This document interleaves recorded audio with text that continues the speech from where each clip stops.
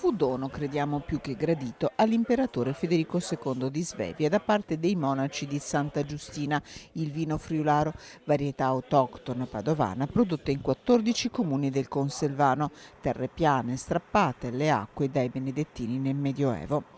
Del friularo parla anche il pavano ruzzante, vin sgarboso che salta nel bicchiere, scrisse.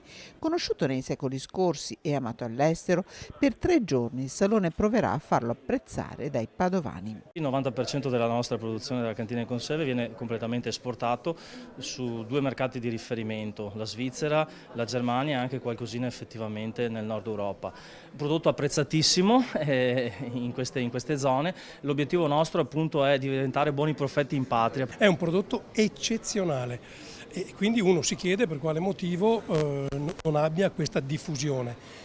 Qui bisogna investire molto nella comunicazione, cioè noi dobbiamo raccontare questi prodotti straordinari padovani, perché non ha nulla da invidiare all'Amarone, non ha nulla da invidiare ad altri vini importanti che sono in Veneto, non ha nulla da invidiare al Prosecco, che è un'altra cosa. Fino a sabato si potrà conoscerne la storia, ma anche assaggiarlo. Questo, il periodo di San Martino, il periodo invernale, è il periodo ideale per il suo consumo, un prodotto che si può tranquillamente abbinare a grandi piatti di carne, ma altresì può essere anche un vino da meditazione o anche accompagnato con del buon cioccolato. Un salone che punta sempre più al territorio. C'è un'attenzione sempre più spiccata da parte del consumatore nel cercare prodotti a chilometro zero o prodotti del territorio con una filiera certificata.